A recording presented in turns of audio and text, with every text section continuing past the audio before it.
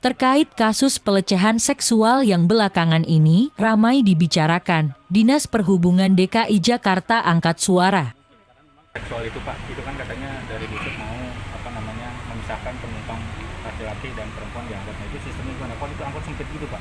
Ya baik, jadi kami dalam minggu ini kami akan mengeluarkan petunjuk teknis terkait dengan pelaksanaan standar pelayanan minimum untuk pelayanan angkutan kota, sehingga untuk angkot di Jakarta tentu layanannya adalah tempat duduknya ada dua baris yang di sisi kiri dan di sisi kanan.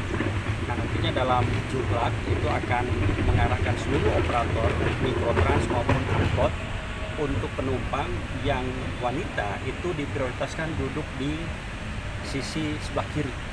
Sementara yang pria akan diarahkan untuk duduk di sisi sebelah kanan, sehingga akan ada pemisahan secara fisik, tidak lagi bercampur. Dan dengan pola ini tentu kita berharap bahwa pramudi akan dengan mudah mengawasi, karena spion di tengah itu akan memantau jika terjadi pergerakan depan antar depan, itu akan terpantau bahwa ini terjadi sesuatu yang bisa dicurigai oleh pramudi, sehingga dia bisa berhenti dan melaporkan kepada jajaran atau petugas yang dekat dengan layanan rutenya.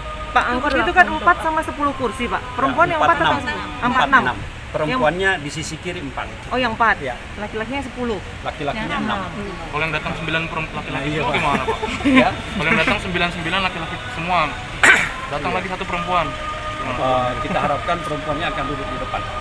Depan udah ada orang juga. Iya Pak. Ya, itu kan simulasi yang kita harapkan yang bersangkutan bisa menunggu di belakangnya. Kenapa sih Pak muncul kebijakan seperti ini? Ya. Dasar kebijakan kayak gini tuh apa Pak? Tentu dengan adanya pelecehan seksual yang terjadi di angkot, kita harus melakukan mitigasi sehingga kejadian serupa kita bisa minimalisir bahkan dihilangkan.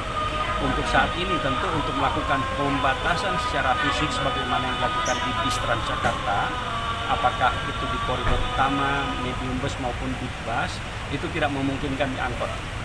Kalau di dalam layanan Transjakarta, medium bus penumpang pria dipisahkan. Demikian pula di big busnya. Nah, ini di angkot tentu untuk memisahkan yang perempuan di depan, yang laki di belakang itu tidak mungkin karena memang kapasitas angkotnya itu sendiri. Kenapa tidak dibikin per angkot warna ungu untuk perempuan, angkot warna biru untuk laki-laki gitu?